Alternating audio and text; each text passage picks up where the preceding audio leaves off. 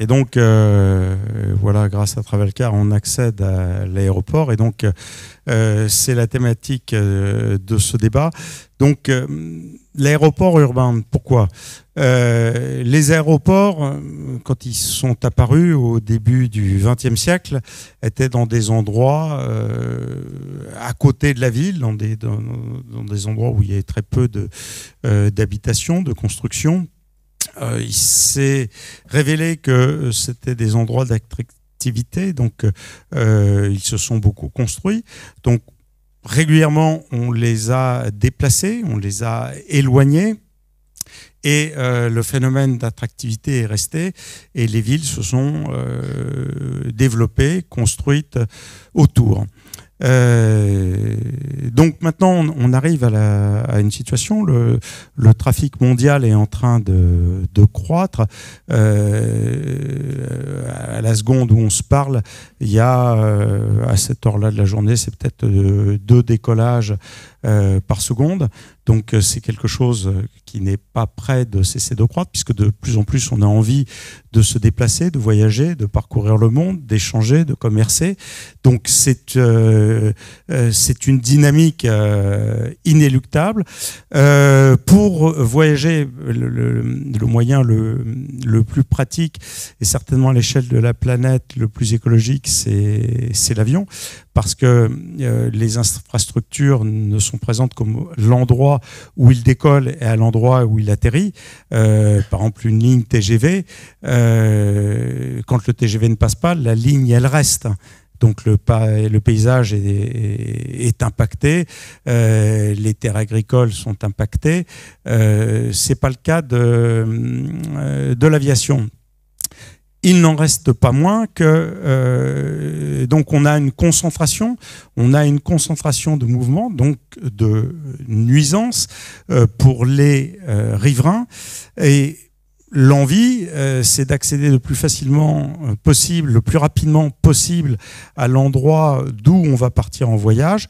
Et donc, le souhait, finalement, c'est que ça reste en ville, en centre-ville. Si on prend Londres, ils ont créé un aéroport urbain pour répondre à cette demande spécifique. Donc, on voit que c'est un nœud de contradiction, de tension, qu'il est important de bien penser, puisque le transport aéronautique est un élément fondamental du développement d'un pays, de son attractivité.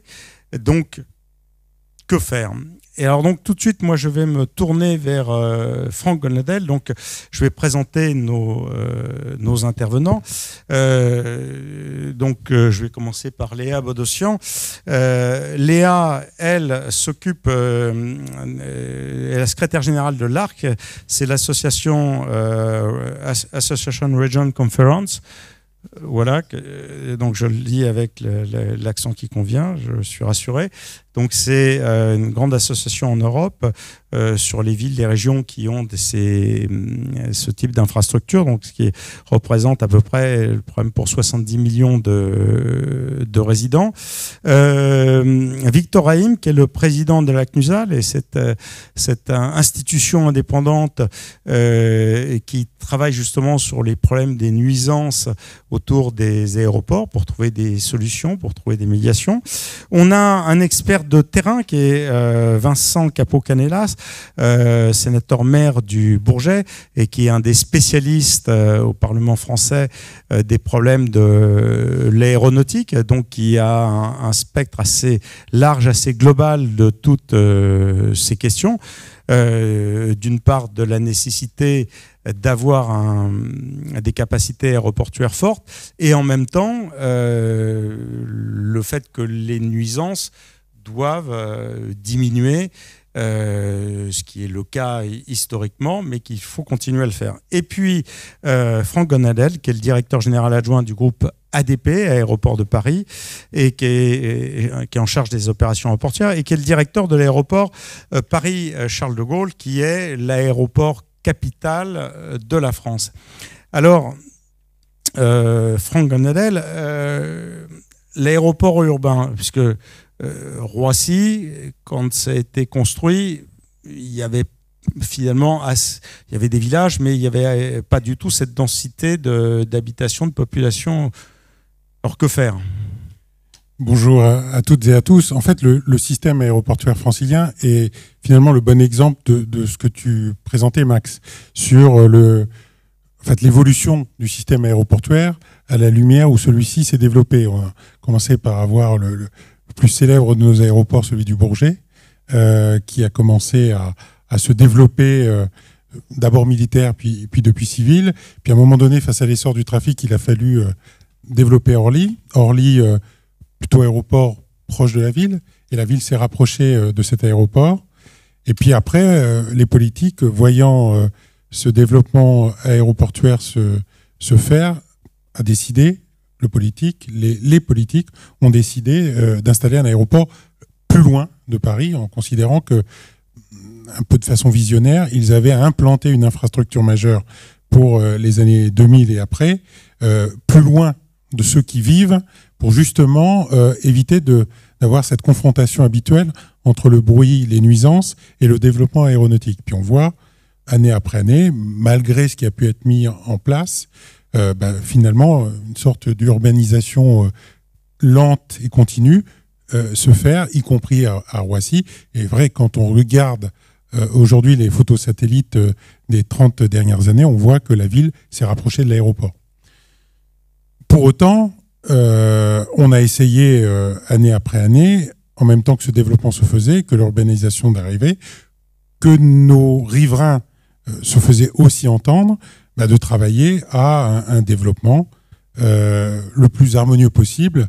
Alors, on n'est pas arrivé à l'harmonie complète, évidemment, mais en tout cas, à essayer de trouver des pistes de solutions, mais ça, on y reviendra. En tout cas, le système aéroportuaire francilien est une sorte d'exemple de ce qui s'est passé, de l'urbanisation qui s'approche, malgré l'éloignement des aéroports. Alors, je vais me tourner vers Victor Haïm. La solution que certains proposent, finalement, c'est de continuer à déplacer, éloigner les aéroports. Est-ce que c'est une solution souhaitable et raisonnable ? Alors, ça n'est certainement pas une solution raisonnable et encore moins une solution souhaitable. Il faut avoir à l'esprit que pour un aéroport, il faut nécessairement une ville. 1 million de passagers nécessite environ 1 millier d'emplois directs et 2000 emplois indirects. À peu près partout dans le monde, c'est ces chiffres. Ils varient un peu selon qu'il s'agit de low cost ou de fret ou de transport passager, mais c'est à peu près l'ordre de grandeur. Ces personnels doivent être près de l'aéroport, les services pompiers, les services de secours, la douane, les mécaniciens, etc., près de l'aéroport. Donc il y a la famille va venir avec, pour la famille il va falloir des boulangers, tout ce que vous voulez, et donc on développe une autre ville. Par ailleurs, c'est un problème qui est un problème majeur pour les grands aéroports. Déplacer un grand aéroport, ça a un coût qui est faramineux. Lorsqu'on pensait à l'aéroport de Berlin, qui pour l'instant en est à 5 milliards, je crois, de dépenses, pensez à celui qu'on avait envisagé sur la Tamise, sur l'estuaire de la Tamise. C'était évalué à 68 milliards d'euros, 68 et 90 avec le transport. Ce sont des chiffres qui sont colossaux. Donc on a à la fois un coût financier qui est très important, on a un coût social parce que c'est une espèce d'éclatement des familles qu'il faut prendre en considération. On a un coût écologique. Parce qu'un aéroport qui se déplace, ça veut dire que les gens vont devoir aller plus loin pour gagner l'aéroport. Que ce soit en voiture, en car ou en camion, lorsqu'on parle de déplacer FedEx à Vatry par exemple, ça veut dire 200 km avec les camions qui reviennent, les bus qui reviennent. C'est une pollution considérable qui va affecter tout le paysage. Et ils repasseront par les mêmes endroits, donc les gens seront affectés aussi de la même manière. Et ça a un coût économique aussi parce que... par exemple, sur Roissy, les statistiques montrent que beaucoup de personnes viennent pour des délais relativement courts. 5-6 jours, d'après les statistiques que j'avais eues, lorsqu'ils viennent en touriste. Si en plus ils doivent perdre une journée pour venir dans la ville et une journée pour en repartir, c'est un élément qui doit être pris en considération pour dire je vais aller passer mes vacances ailleurs. Donc il y a tout un tas d'éléments écologiques, économiques, financiers et sociaux qui militent pour ne pas déplacer les aéroports. J'ajoute enfin qu'en France, actuellement, il y a environ l'équivalent d'un département français, un département qui disparaît sur le béton tous les 10 ans. Développer un autre aéroport ailleurs, ça veut dire encore manger du territoire naturel et développer l'artificialisation des sols. Je ne vois pas tellement l'intérêt pour qui que ce soit. Je considère, en tout cas c'est la politique de la CNUSA, que les aéroports sont là où ils sont, il faut les faire perdurer là où ils sont, même si les riverains n'y trouvent pas toujours leur avantage, et essayer de réduire, de minimiser l'impact négatif. Essayer d'améliorer la situation des riverains. Mais améliorer la situation des riverains, ça ne passe ni par le déplacement des aéroports, ni par un plafonnement arbitraire du nombre de vols. Il faut avoir une dynamique de l'aéroport, cette dynamique est importante. Alors Léa Bodossian, ces 70 millions de riverains, comment ils vivent? Certainement avec des aspirations contradictoires, hein. Effectivement, aspiration au voyage et à l'emploi, et par contre rejet des nuisances, en tout cas qui sont présentes. On voit, même si ça a peut-être tendance, et vous allez nous en parler, à décroître, c'est-à-dire que la vivacité des contestations aéroportuaires a sans doute connu un mouvement. Pourquoi, vous allez nous expliquer, mais comment c'est vécu? Bonjour à tous et à toutes. Les riverains des régions aéroportuaires Rapprochez Pardon. Le micro. Il y a des situations assez diverses, assez variées au sein de l'Europe. C'est vrai mais par contre, il y a un véritable progrès qui a été fait depuis une vingtaine d'années. C'est que maintenant, on ose nommer le problème. Donc déjà, c'est un grand progrès. Il y a une vingtaine d'années, quand j'ai commencé à m'intéresser à ce secteur et à ces activités-là, on osait à peine le dire. Et il y avait des véritables conflits. On a tous en mémoire des violences, des manifestations assez violentes qui ont pu avoir lieu dans certains aéroports en Europe contre la croissance de l'aéroport et du trafic aérien. Maintenant, c'est vrai qu'il y a eu en moyenne une pacification des relations entre les différents acteurs. Ça vient du fait qu'on nomme les choses, ça vient du fait qu'on gère les nuisances, ça vient du fait qu'on met en place certaines solutions. Ça ne veut pas dire à aucun moment que la situation est parfaite ou qu'elle est rose, mais en tout cas, ça veut dire que l'environnement, la qualité de vie des riverains n'est plus un gros mot, et c'est même considéré comme un potentiel facteur de croissance et un potentiel business case pour certaines activités. Monsieur nous présentait précédemment son système de parking qui peut générer des revenus, mais ça peut aussi aider à diminuer les émissions carbone en évitant d'avoir trop de transports individuels et de voitures qui vont être immobilisées sur un parking. Alors maintenant, Vincent Capo-Canelas, la vision économique, l'importance, vous êtes un expert, ça vous voyez, mais vous êtes maire d'un des aéroports français les plus connus au monde, la commune du Bourget. Votre point de vue? Bien, bonsoir pour ceux que je n'ai pas vus ce matin. D'abord, je pense que les aéroports urbains sont un atout. Je prends l'exemple de ma modeste ville du Bourget. Si on a le salon qui est le premier au monde, c'est aussi parce qu'on sait déployer un grand show aérien et accueillir le monde entier à 7 km de Paris, et qu'on le fait dans un contexte d'acceptation des nuisances que ça produit. Et il suffit d'imaginer ce que donne un rafale au décollage pour imaginer que quand vous passez sur une zone urbaine, ça fait du bruit. Donc, aéroport proche de la capitale, c'est quelque chose d'essentiel. Le Bourget, par exemple, a une fonction essentielle s'agissant de la place économique de Paris, la place financière de Paris. La connectivité au monde entier, l'attractivité, ça se joue aussi là-dessus. En même temps, un aéroport, ça reste un élément de nuisance et ça reste une coupure. C'est d'abord une coupure urbaine en général. Il faut contourner l'aéroport. C'est parfois un élément de concurrence aussi, d'ailleurs, au niveau du foncier, au niveau des services. Ça reste une coupure, c'est donc un élément de conflit. Alors, Madame a tout à fait raison. Il y a eu depuis d'abord des institutions, comme la CNUSA. Aéroport de Paris a changé sa pratique. La DGAC également. à changer sa pratique. Il y a des instruments de médiation, il y a des instruments d'arbitrage, il y a des contrôles, il y a des sanctions. Donc on a progressé et c'est vrai qu'on a réussi à documenter les choses. On s'est battu avec le président Haïm pour qu'à différents moments, des études puissent être lancées, d'épidémiologie, des études de suivi de la santé, en travaillant sur des cohortes, etc. Donc voilà. Donc on est sur un conflit ancien et qui quelque part était un peu inévitable. Et en même temps, on a réussi quand même un travail, je pense, qu'il doit falloir poursuivre. Il faudra toujours faire preuve d'inventivité demain. La difficulté que nous avons, c'est que les aéroports en région parisienne et souvent ailleurs résultent d'une forme d'impensé. C'est-à-dire qu'on n'a pas pensé la relation entre l'aéroport, l'infrastructure qu'on a posée et l'environnement qui est autour. Il suffit de voir que, par exemple, rien que l'accès à CDG, ça se règle avec CDG Express, mais il a fallu combien d'années pour y arriver. Bon. Et ensuite, on n'a pas forcément tiré toutes les conséquences en termes d'aménagement, en termes de développement économique, en termes d'emploi, en termes de qualité des infrastructures autour. Et ça, c'est un problème de gouvernance. C'est-à-dire que bien souvent, autour des aéroports, ça s'améliore sur Orly, on régresse presque sur Roissy, et même sur le Bourget. On n'a pas créé des agglos autour qui soient capables de porter l'ensemble des problématiques, non seulement la nuisance, mais aussi l'emploi, l'économie, l'aménagement, les transports, les formations qui vont avec.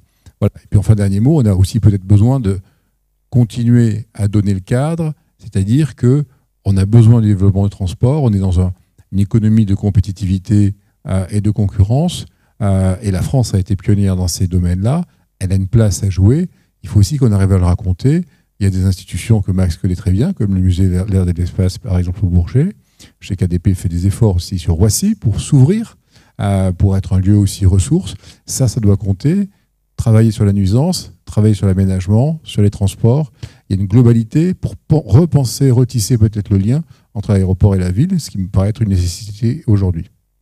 Alors on voit que les KDP, puisqu'on est sur ce cas de la région parisienne, donc a changé sa pratique. Les communes également, donc les riverains ont changé leur pratique dans le dialogue. C'est ce que nous disait Léa, des institutions comme de médiation comme la CNUSA. Mais au niveau à l'échelon de l'État, quand on s'aperçoit que Orly, si je me souviens bien, et Roissy sont pas sur la même institutionnellement sur la même collectivité territoriale, dépendent de entités. Est-ce qu'on s'est donné de tous les outils nécessaires pour avoir une vision cohérente? Alors de mon point de vue, non, clairement. Sur Orly, on progresse parce qu'il y a une agglo. Maintenant, et nos amis d'Orly ont été plus malins, sans doute, que nous n'avons pu l'être sur le Bourget et sur CDG, tout simplement parce que nous, on a la coupure entre la grande couronne et la petite couronne, et on a un schéma qui suit, en gros, la métropole, je vais aller vite, en petite couronne, et puis en grande couronne, on a les agglos traditionnels. Donc simplement, il y a une absurdité totale qui est que lorsqu'on a créé la métropole d'Île-de-France, la métropole du Grand Paris, on a été incapable de dire qu'il fallait que la métropole intègre ses aéroports. Donc la métropole, elle compte une partie du Bourget, une partie de Roissy, et avec tout ça, on est bien avancé parce qu'on a 2 bouts d'aéroports. Donc voilà, quand je dis qu'il y a un impensé, il y a un impensé dans la construction institutionnelle qui est de faire qu'on n'a pas un interlocuteur qui est chargé, aux côtés d'ADP, aux côtés de l'État, de gérer ces questions-là du développement économique, de l'emploi, de l'aménagement, et puis de réfléchir un peu mieux d'ailleurs avec la CNUSA qui a des solutions innovantes à proposer, et un lieu aussi qui permette peut-être de mieux organiser le rapport entre la population et l'aéroport. Je pense que la participation des populations proches à la stratégie d'aménagement, à la stratégie des transports, à la compréhension de tout ça, à l'apport que peut donner le milieu des habitants, tout ceci est un domaine qu'on n'a pas traité. On ne l'a pas bien traité, ou pas assez en tout cas, parce qu'effectivement, on n'a pas été capable. Alors j'espère que ça va bouger demain, mais que la métropole du Grand Paris n'intègre qu'une partie des aéroports, ce qui ne sert strictement à rien, c'est purement débile. Je fais partie de ceux qui, au Sénat, avaient essayé d'amender là-dessus. Tout le monde m'a dit, oui, c'est une bonne idée, mais on verra plus tard. Voilà. Faudra un jour y venir. C'est un élément de l'acceptation de l'infrastructure. Alors Franck, l'homme de terrain, qu'est-ce qu'il a à dire de ça? Non, mais non seulement je partage, et l'exemple de la métropole du Grand Paris est assez marquante, mais en fait, je pense que si on revient aussi à l'acceptabilité des riverains de l'aéroport, en fait, on se rend compte de plusieurs choses. C'est que quand on rencontre, comme moi, des élus, pas forcément les élus des communes les plus proches de l'aéroport, parce que c'est pas forcément eux qui sont les plus touchés, en plus, par les nuisances. Mais par exemple, dans le Val d'Oise ou en Seine-et-Marne, ben, on se rend compte que des maires, des élus qui vivent la proximité de l'aéroport, ils ne vivent pas sur l'aéroport, mais à proximité de l'aéroport, nous disent, nous, on comprend le besoin de travailler et de développer. Simplement, on ne vit l'aéroport que par ses faces négatives, finalement. On a les nuisances, et comme le disait Vincent, monsieur le sénateur, en fait, il n'y a pas de politique de transport. Donc, vous nous dites que vous créez de la richesse, vous créez de l'emploi, mais comment mes concitoyens de ma ville peuvent aller bénéficier de cet emploi-là, alors que s'ils n'ont pas de voiture, il faut qu'ils prennent les transports en commun. Les transports en commun, il faut qu'ils aillent jusque dans Paris pour remonter après avec le RER, en fonction de sa disponibilité, jusqu'à l'aéroport pour y travailler. Et on voit bien qu'effectivement, on parle souvent du millefeuille administratif en France, mais l'aéroport de Roissy, c'est 3 départements. C'est pas une communauté de communes unique. C'est pas intégré dans la communauté du Grand Paris. C'est plusieurs mairies. Et quand on veut développer une politique de transport pour aider les populations à accéder, en fait, on n'arrive pas à avoir un accord global parce qu'il n'y a pas unicité des interlocuteurs. Et ça, je pense que quand on regarde ce que d'autres plateformes aéroportuaires ont pu faire en Europe, c'est certainement un des points sur lesquels la France pourrait progresser, c'est essayer de s'unifier dans les politiques associées à l'aéroport. Je pense que ça ferait gagner en acceptabilité parce qu'on n'aurait pas que des côtés négatifs, on aurait aussi des côtés positifs. Alors Léa Bodossian, je me tourne vers vous. La vision que vous avez sur les solutions qui sont apportées ailleurs en Europe, de quoi pourrait-on s'inspirer? Je suis tout à fait d'accord avec ce que vous venez de dire. L'exemple parisien de découpage des territoires et de multiplicité des intervenants est peut-être un peu caricatural, mais en fait c'est très loin d'être unique en Europe comme situation et même dans le monde. Et on a vu dans des solutions qui sont mises en œuvre dans d'autres pays, moi j'ai en tête, je ne sais pas si c'est ce à quoi vous pensez, mais le cas de Vienne avec le centre de médiation qui fait un travail absolument colossal, sous la houlette de l'aéroport. Un centre de médiation a été mis en place qui associe les collectivités territoriales, les municipalités des environs, ainsi qu'Austrocontrol, les compagnies aériennes. Et les riverains choisissent au sein de ce groupe de médiation le parcours que vont emprunter les avions. Alors forcément, Austrian Airlines n'est pas toujours content parce que des fois, le parcours est un petit peu plus long, mais ils choisissent ensemble. Ils ont mis en place un système de compensation avec un certain montant par passager jour et un montant différent pour les passagers nuit, qui est reversé à un fonds commun, et ce fonds commun peut représenter jusqu'à 50% du budget de certaines municipalités. Donc il y a un vrai travail de construction ensemble de la stratégie de l'aéroport et pour arriver à décider ensemble de ce qui va être fait, de comment le territoire va évoluer ensemble. Et ça marche assez bien. Il y a d'autres territoires, alors je sais que dans un forum comme celui-là, c'est peut-être un mot tabou, mais finalement à Francfort, certes, il y a un night flight ban, une interdiction des vols de nuit, mais c'est l'issue d'un processus de médiation. Là encore, c'est grâce à ce processus de médiation qu'ils ont pu avoir une nouvelle piste, et en échange de cette nouvelle piste que les riverains ont acceptée, il y a eu interdiction des vols de nuit. Alors, ensuite, forcément, je pense que l'aéroport et les compagnies aériennes aimeraient bien pouvoir l'utiliser aussi la nuit. Il n'empêche, il y a eu un contrat qui a été passé qui a permis le développement de l'aéroport. Il y a d'autres exemples. Il y a un système aux Pays-Bas de coopération, de communication avec des systèmes où les niveaux précis de bruit sont indiqués aux personnes qui achètent une nouvelle maison dans les environs. Donc il y a énormément de systèmes qui peuvent être mis en place, qui peuvent arriver à créer une gouvernance spécifique au territoire aéroportuaire et qui permettent de gérer la nuisance et donc de gérer la croissance. Victor Heim, quelle expérience sur tous ces sujets, parce que vous êtes en première ligne. Oui, alors juste un point peut-être, on parle beaucoup de Roissy, des aéroports parisiens, et c'est vrai que c'est quand même très particulier compte tenu du volume de trafic et du nombre de passagers. Mais le phénomène d'urbanisation autour des aéroports n'est pas spécifique à la région parisienne. Toulouse, la ville a largement gagné sur une partie de l'aéroport et l'entoure bien. Nantes, on sait quelle est la situation. Nice, heureusement qu'il y a la mer, sinon ça serait exactement la même chose. La ville se poursuit partout et ainsi de suite. Ce phénomène, on le rencontre aussi à l'étranger. Donc c'est un phénomène qui est général. Là, on a fait faire une étude deux études par des laboratoires. L'un, c'était Paris 6 et l'autre, c'était Cergy-Pontoise, qui marque qu'il y a un énorme développement des populations, enfin un énorme en 12 ans, autour de Roissy, dans les zones justement qui ne devraient pas être constructibles.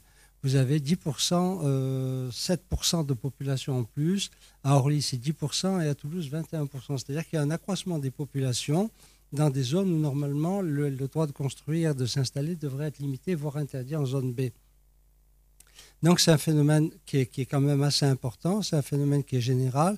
Et ça exige évidemment de prendre des mesures pour réduire ces nuisances. Alors, ce que vient de dire Léa, on va à peu près assez régulièrement dans des pays étrangers. On est allé à Vienne, on est allé à Oslo, etc., pour voir ce qui se met en place. Et on fait des propositions, on essaie de tirer les fruits de ce qu'on a vu. On fait des propositions, notamment ce phénomène d'information qui fait défaut en France. Il est tout à fait anormal que les gens s'installent et ne sachent pas à quel niveau de bruit ils vont être exposés, quel est le trafic sur l'aéroport. On a saisi le Parlement d'une proposition de rédiger une loi, de sortir une loi. On a même fait l'effort de rédiger la proposition de loi. Là, pour l'instant, c'est un peu en suspens. On va voir ce que ça donnera avec dans les mois qui viennent. Mais c'est quand même quelque chose de très important d'avoir cette information. Une loi qui oblige à l'information, ça existe dans d'autres pays, comme en Californie pour les États-Unis. Je ne sais pas si tous les États l'ont, mais c'est quelque chose qui n'est pas exceptionnel. Il faut qu'il y ait une information. Cette aide aux collectivités locales, ça existe en région parisienne, c'est le fonds de compensation des nuisances aéroportuaires, mais ça n'existe pas en province. Or, ce lien qu'il y a entre le travail de l'aéroport, son activité, son intérêt local et les avantages que peuvent en tirer la société, c'est quelque chose d'important parce qu'on peut voir les effets négatifs. Si on ne voit pas qu'il y a aussi des effets positifs, il n'y a que du noir. Alors que si on peut voir les aspects positifs aussi, on peut mieux apprécier ce qu'on peut attendre d'un développement de l'aéroport et les conditions dans lesquelles on peut exiger cela. Par ailleurs, il y a un travail à faire qui ne touche pas le sol, mais qui touche les avions. C'est définir des trajectoires telles qu'elles soient suffisamment concentrées pour libérer le maximum des territoires à l'urbanisation, à la vie des gens. Donc il y a plein de choses qui peuvent être faites encore. On travaille à cela, mais pas assez vite à mon rythme, à mon goût. Alors, un des points noirs c'est l'accès aux aéroports. On voit que quand on a à prendre l'avion, souvent on se prépare à une galère. Donc, comment rapprocher en temps, pas forcément en géographie, l'aéroport de la ville? Franck. Alors, en introduction, on disait qu'on a eu tendance à éloigner l'aéroport de la ville et que c'est pas forcément une solution. Alors, le rapprocher physiquement, c'est pas non plus possible. Donc, c'est vrai qu'aujourd'hui, quand on regarde, et ça rejoint ce qu'on se disait tout à l'heure, c'est-à-dire que les grands aéroports aujourd'hui dans le monde, ils ont des liaisons directes par des moyens de transport adaptés à la demande du client aérien, de trains express. Et comme le disait monsieur le sénateur tout à l'heure, quand on voit le temps qu'il a fallu pour mettre sur les rails le CDG Express, qu'on espère et on croise les doigts avoir pour 2023, ça montre bien notre difficulté à aller au bout des choses. Et qu'aujourd'hui, par exemple, pour venir à l'aéroport de Roissy, soit vous avez le RER, soit vous avez des bus, soit c'est la route, et vous-même, vous prenez votre voiture. Donc, c'est pas forcément adapté, et on voit la saturation qu'on a des réseaux routiers.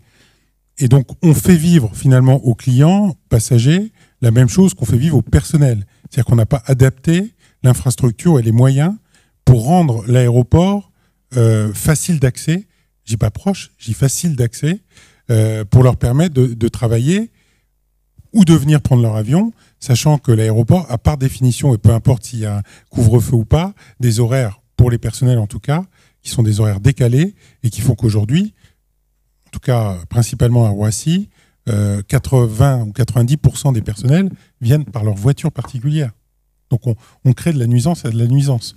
Et donc il faut absolument qu'on pense l'aéroport demain dans tous ces modes, mais pas simplement en tant qu'outil seul de transport pour des passagers, mais comme centre d'activité où viennent travailler des gens qui doivent pouvoir avoir des moyens de transport aisés pour leur permettre de venir avec le moins de gêne possible et en créant le moins de pollution au global possible.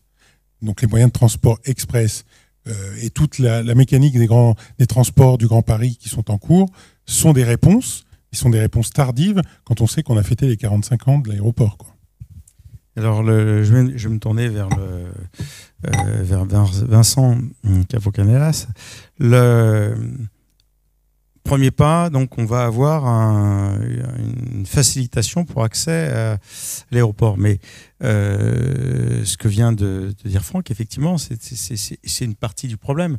Il y a un aéroport, c'est une ville dont la population a cette double caractéristique d'avoir la moitié qui est sédentaire et l'autre moitié nomade. Donc c'est on voit que le transit est quelque chose de structurel. Donc on a vu l'incohérence institutionnelle déjà. Quant au transport, comment faire pour ceux qui vont travailler, ou même ceux qui vont voyager et qui ne viennent pas forcément du centre de Paris, puissent avoir un accès commode à la plateforme. Parce que si la relation change, qu'on y accède facilement, peut-être également la nécessité de se rapprocher parce qu'on y travaille, se décale, se déplace. C'est-à-dire qu'il y a peut-être une amorce de solution. Le point de vue du législateur et du maire du Bourget. Alors d'abord, on s'apprête à vivre une révolution en matière de transport parce que certes, il y a CDG Express qui n'est pas facile à expliquer aux populations qui sont voisines de l'aéroport, hein, faut le mesurer, mais qui est nécessaire à la compétitivité, à l'attractivité, à l'emploi de la place de Paris et qui était une aberration. Enfin, le fait qu'il n'y en ait pas. Qu'il n'y ait pas de liaison directe. Donc il fallait régler ce problème-là. Je fais partie de ceux qui ont dit qu'il fallait le faire. Je l'assume.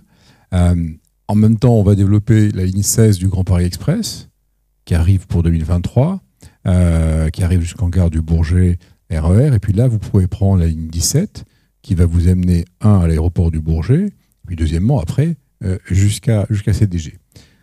Si nous gagnons les Jeux Olympiques, on aura en plus une acuité particulière, une pression positive supplémentaire, parce que les Jeux c'est 2024, à ce que les délais soient bien tenus. Donc ça devrait aider les deux lignes, devrait aider les salariés à se déplacer sur la plateforme, parce que comme disait Franck tout à l'heure, c'est quand même incohérent. Le gars qui travaille de nuit, notamment, il n'a aucune solution, et celui qui n'a pas encore de véhicule, encore moins. Voilà, bon. Donc il y a une révolution en matière de transport, et ça va être un élément positif.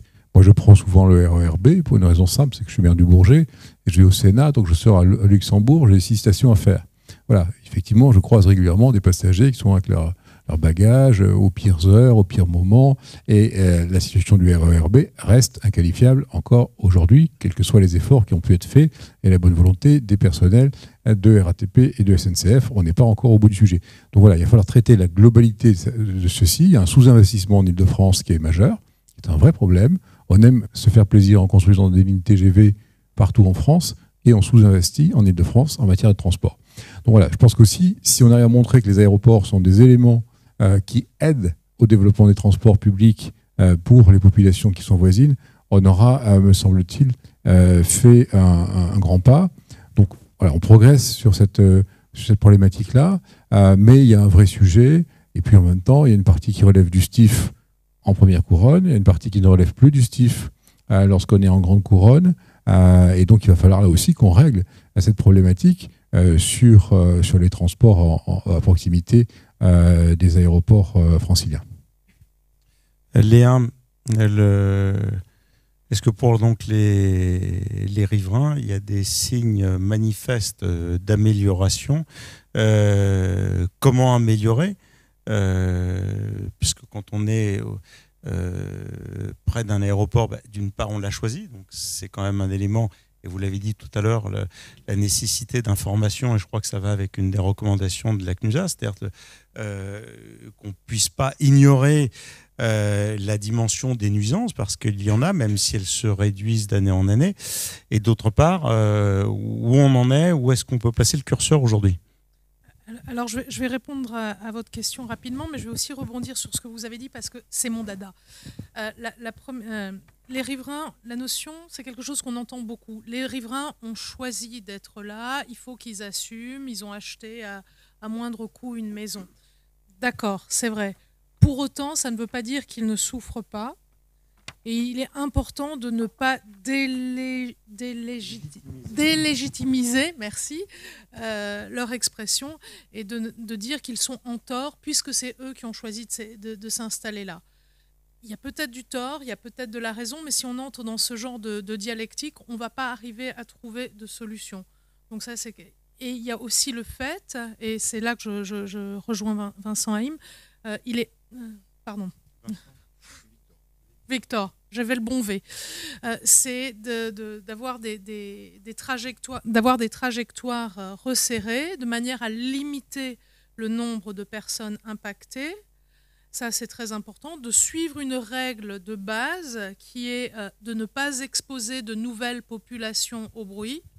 Parce que moi, j'habite à Bruxelles, et dans une maison qui a été construite en 1913 en plein centre-ville. Et une nuit, j'ai été réveillée par le bruit des avions, et ça fait 2 ans que ça dure, et ce n'était pas prévu en 1913, ni quand j'ai acheté la maison. Donc ça, c'était le moment expérience personnelle. Donc il est important de ne pas sombrer dans une dialectique où l'aéroport va accuser les riverains vont accuser l'aéroport.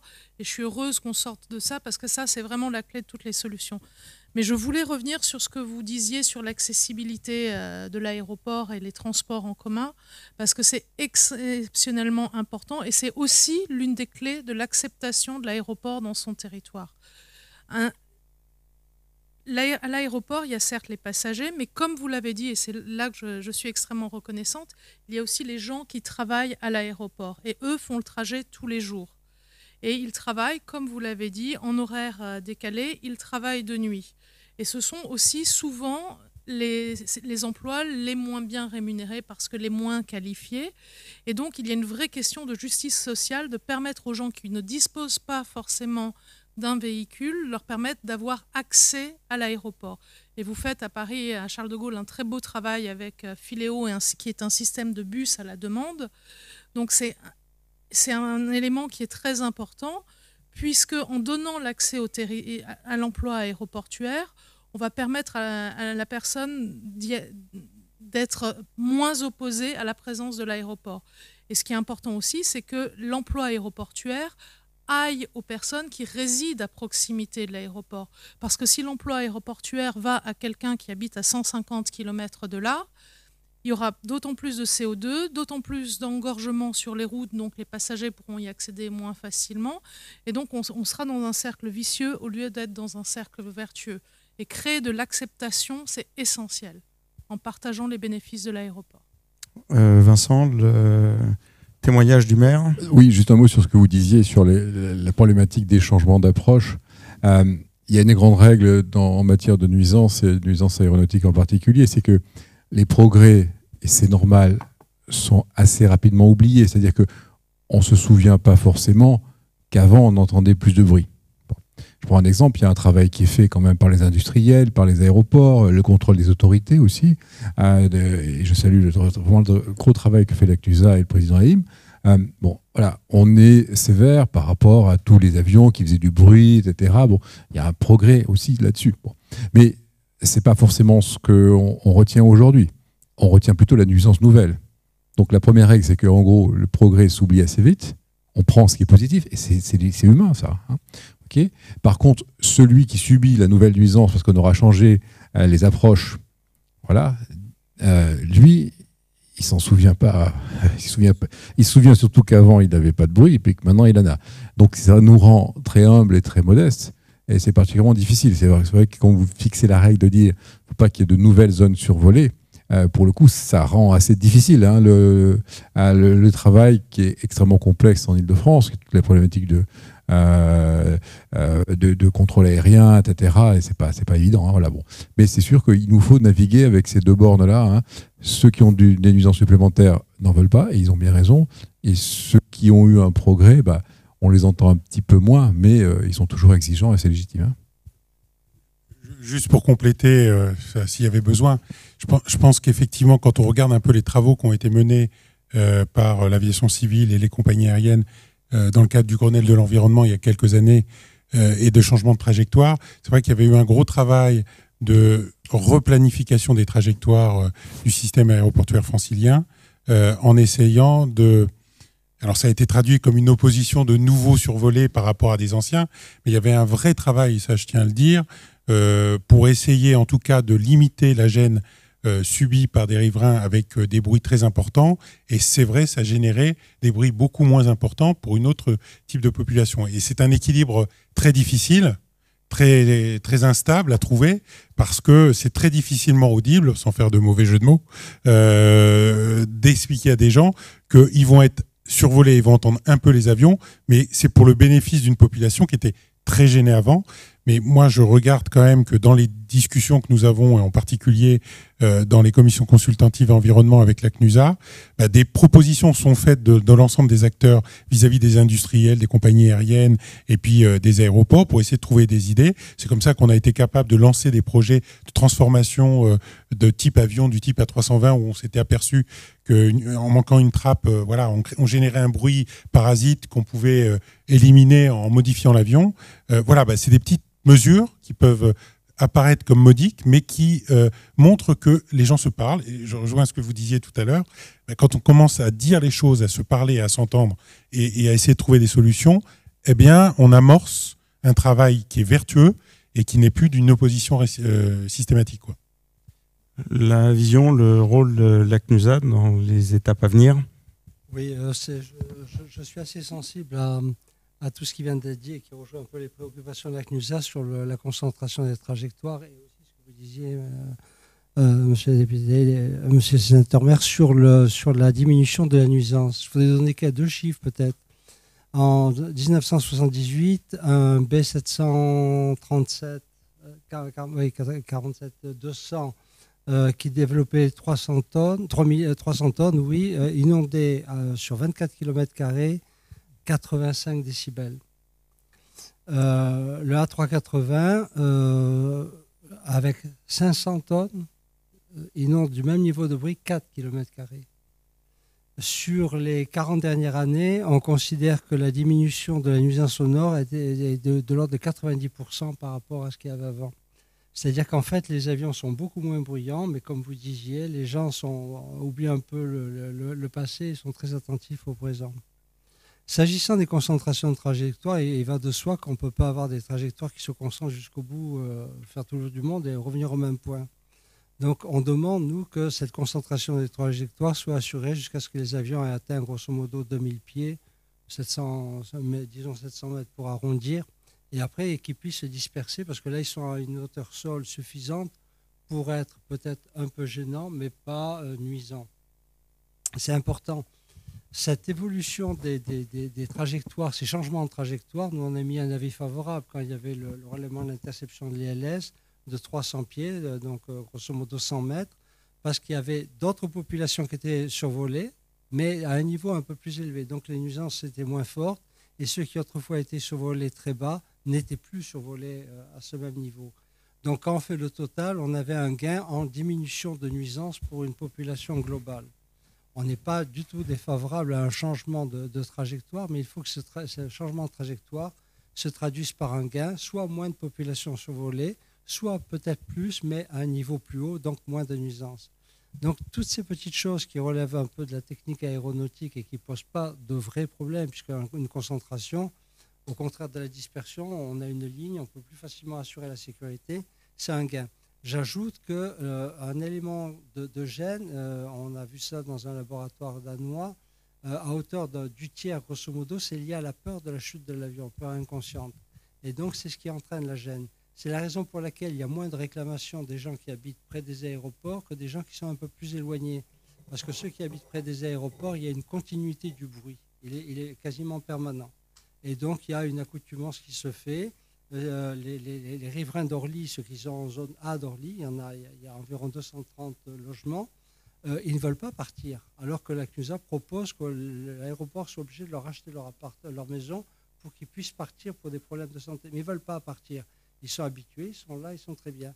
Si on s'éloigne, les avions passent moins fréquemment dans un ordre qui n'est pas forcément toujours le même. Et donc, du coup, il y a quelque chose qui est un phénomène évanescent, ponctuel, plus ou moins ponctuel en tout cas, et cet élément d'accoutumance à un bruit régulier ne peut pas venir.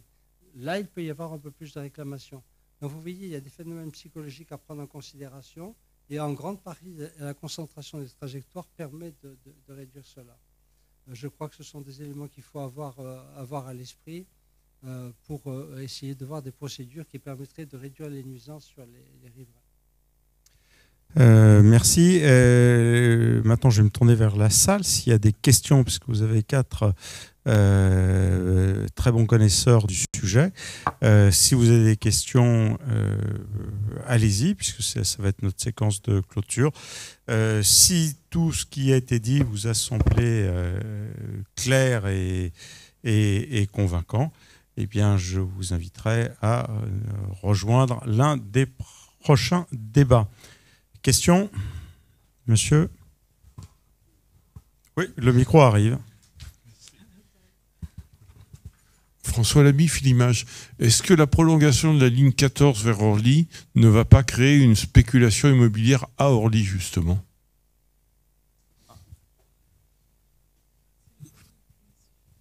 Ben oui, mais enfin, c'est l'aéroport en vide.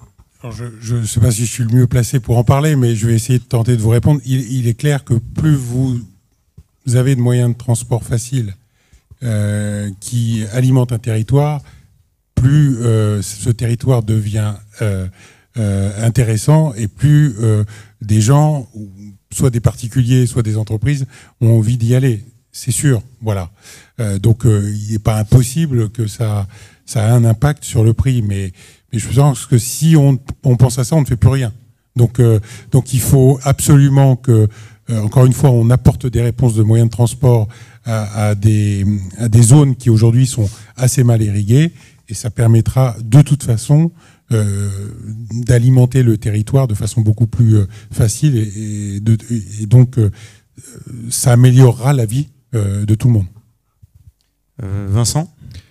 Oui, moi j'ai envie de dire que j'espère bien que ça va augmenter la valeur du foncier, parce que ça serait le comble, sinon ça serait la double peine, ça serait il y a des nuisances et en plus vous êtes condamné à la pauvreté. Bon, alors je pense pas que ça soit l'idée. Bon, après, la question, c'est celle que pose le président Haïm, c'est comment on informe celui qui achète, comment on crée l'obligation de l'informer, de quelle manière, pour qu'il sache que s'il achète là, il y a des nuisances, et puis comment on envisage aussi parfois des rachats, si on considère que le niveau de bruit est tel qu'il vaut mieux régler le problème par un rachat. Voilà. Mais ce sont deux choses qui sont un petit peu différentes. Hein. Donc il y a peut-être une obligation des pouvoirs publics parfois de dire là il vaut mieux pas construire. Et par contre voilà, le développement des transports il est infiniment utile pour tout le monde. Et encore une fois en Ile-de-France on est un peu en retard. Hein. Autre question, monsieur? Oui, bonjour, Vincent Kiffer, Book My Hello. Je serais intéressé pour savoir quelle est l'approche, peut-être plus de monsieur d'Aéroport de Paris, sur les nouvelles solutions technologiques qui sont envisagées pour non pas utiliser des aéroports ou des héliports très près des villes, mais de les mettre à l'intérieur des villes, avec notamment les solutions de taxis volants ou de drones humains. Merci. Alors, derrière votre question, il y a plusieurs en fait, sous-questions qui peuvent émerger. Hein. Je vais essayer de faire vite, mais on voit bien déjà la difficulté qu'on a à faire vivre un héliport à Paris, hein, alors que l'expérience montre, au-delà de la nécessité ou pas d'une activité économique de transport par hélicoptère, on ne peut pas imaginer aujourd'hui une ville comme Paris qui n'ait pas un héliport pour permettre à des moyens de secours d'intervenir rapidement pour sauver des vies. Soit parce que des vies sont menacées, ça a été le cas en particulier des attentats qui ont touché notre pays en novembre 2015, où l'héliport d'Issy-les-Moulineaux a servi de point d'accroche d'un certain nombre de forces qui sont venues rapidement grâce à l'hélicoptère. Ou pour sauver des vies, parce qu'aujourd'hui, pour alimenter des hôpitaux avec des cas graves, l'hélicoptère est le moyen de transport le plus rapide pour rejoindre. Donc, ce premier élément montre que intégrer du transport aérien d'une façon ou d'une autre dans la ville est complexe, parce qu'aujourd'hui, on a du mal à faire vivre l'héliport et on a du mal à avoir des hélicoptères qui génèrent, alors que dans d'autres grandes villes capitales, on ne se pose pas la question. À New York, Londres ou ailleurs, les hélicoptères sont intégrés.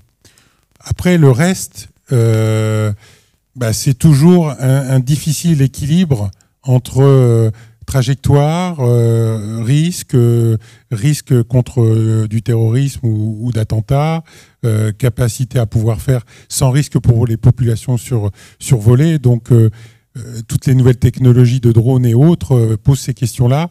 Et je veux dire que là-dessus, la France a été certainement un des leaders dans le domaine de la réflexion sur ce qu'on doit faire demain pour promouvoir le développement des drones, tout en assurant une sécurité maximum, sécurité des personnes survolées, sécurité contre tout risque de porter atteinte à un avion ou à une trajectoire d'avion, avec les risques que ça peut arriver. Voilà. Donc on est dans un monde où les équilibres sont difficiles à bouger, parce que vous touchez à la fois à des dimensions qui sont des missions de sécurité, de sûreté et derrière d'intégration dans un univers complexe comme l'est une ville, quoi.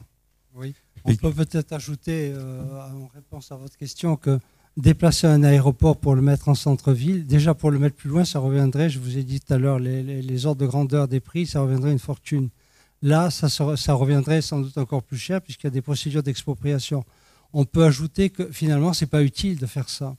Ce n'est pas utile parce que la ville va vers l'aéroport. Regardez le développement de Paris, ça va vers Orly, qui englobe l'aéroport d'Orly, Roissy, le Bourget. Si vous prenez des aéroports étrangers, Los Angeles, il y a 13 aéroports dans la ville. L'aéroport international est en plein dans la ville. Si vous prenez Minneapolis, autrefois l'aéroport était à la campagne, maintenant il est en plein milieu de la ville, dans une zone résidentielle, et tout le monde fait avec. Donc, ce n'est pas mettre l'aéroport dans la ville, il n'y a qu'à attendre. La ville vient autour de l'aéroport et l'englobe. Et le centre urbain peut aussi se déplacer, un peu comme c'était le cas pour les gares autrefois ou pour les ports. Le port était peut-être un peu plus loin, le Pirée par rapport à Athènes, par exemple. La ville gagne l'endroit où il y a l'activité. Il n'y a pas besoin de mettre là où il y a l'activité, c'est l'activité qui vient vers l'aéroport. C'est une des raisons aussi pour lesquelles la CNUSA, puisque je ne suis pas seul quand même, la CNUSA n'est pas favorable à un déplacement d'aéroport. Très bien. La dernière question, madame. Il invite aussi le développement du foncier et des zones aéroportuaires, et notamment par des projets immobiliers tertiaires, participe énormément à développer les ressources et à diversifier aussi les ressources des aéroports. Et nous constatons ça aux Pays-Bas ou d'autres aéroports. Et je voudrais savoir quelle est la politique d'ADP sur ces points. Merci. Alors la politique d'ADP, c'est Franck. Oh non, c'est collectif. Mais vous avez parfaitement résumé la chose, madame. Je veux dire que le développement tertiaire est fondamental au développement de l'aéroport, parce que d'abord, ça diversifie les ressources financière, c'est aussi un moyen d'accueillir les professionnels qui font fonctionner l'aéroport, parce que le tertiaire sert avant tout aux entreprises, toutes activités confondues qui font fonctionner l'aéroport. Et puis, ça sert aussi à faire venir des entreprises qui utilisent l'aéroport en tant que clients de l'aéroport. Quand on voit des hangars de fret ou d'entreprises qui s'installent près de l'aéroport, parce que grâce à l'aéroport, elles peuvent faire venir leurs collaborateurs du monde entier.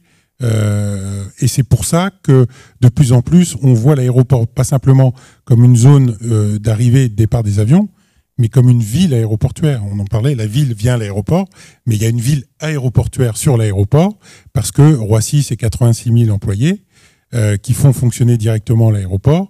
Et donc, ces 86 000 personnes vivent, ont des besoins, et c'est comme ça qu'on voit poindre des centres commerciaux, qu'on voit poindre un certain nombre d'activités tertiaires, parce que ça devient une vraie ville. Très bien. Dernier mot, Léa. Et ça sert à maîtriser l'urbanisme. Parce qu'il vaut mieux un urbanisme qui est maîtrisé, où on sait où ça va, qui génère du revenu, qui permet de canaliser les développements de population de manière à ce que ça ne se fasse pas de manière qui obère l'avenir. Donc c'est une situation où il peut y avoir une collaboration fructueuse entre l'aéroport, les collectivités territoriales, les résidents et l'industrie en général. Victor ? Oui, j'ai l'impression que tout le monde est à peu près d'accord sur le constat, sur ce qui existe. Assez largement d'accord sur les solutions. Maintenant, il reste qu'à les mettre en musique. Et il n'y a qu'à Faucon. L'information, le rachat des zones trop impactées, l'information des riverains, la discipline des trajectoires. Et je crois qu'on peut améliorer la situation sans pénaliser le trafic aérien à l'avantage des riverains. Vincent ? Oui, je voulais juste, en conclusion, peut-être redire un mot à propos de la question de monsieur tout à l'heure sur le futur, l'innovation technologique, qu'est-ce que c'est que le transport aérien de demain, notamment transport un peu intra-régional. Parce que je pense que sur les grands, je ne sais pas si Max a fait un séminaire où il le fera peut-être l'année prochaine sur c'est quoi le transport en l'air demain, quel est le mode de transport, est-ce qu'on fera moins de bruit que les pales d'hélico, avec les rotors, etc. Bon, voilà. Mais il y a une question qu'il faut qu'on ait à l'esprit, c'est qu'est-ce que l'évolution technologique va produire. Je pense qu'on va garder les grands aéroports, parce que quand même, en tout cas, je te le souhaite, pour des grandes distances. Mais c'est vrai qu'on a une réflexion à avoir sur c'est quoi le transport par drone, quel type d'énergie on va utiliser demain qui fera que peut-être ça sera plus simple de se déplacer par les airs sans générer de nuisance. Voilà, c'est aussi un champ qu'il faut qu'on ait en tête pour réinventer tout ça. On parlait tout à l'heure de nuisance aussi, et quand on parlait de Roissy. Aujourd'hui, on sait que l'autoroute 1 va vers la thrombose et qu'effectivement, il faut vraiment que les gens arrêtent de prendre la voiture pour aller sur A1. Ils viennent aussi en transport en commun dès lors qu'on les aura réellement développés. Là aussi, du point de vue écologique et du point de vue de la santé des populations, ça sera particulièrement positif. Nous souhaitons aussi que le transport aérien continue sa propre évolution technologique. Voilà, je pense qu'on a eu un beau débat qui permettait de bien comprendre les enjeux, le point où on en est. Certainement, c'est un sujet qui est en devenir. L'année prochaine, on aura de nouveaux débats sur les aéroports parce que on est tous concernés. Donc je vous remercie de votre présence et rendez-vous dans 20 minutes dans cette salle. Il y a un nouveau débat sur les cabines d'avion et partout dans les 4 salles qui offrent des débats en parallèle. Merci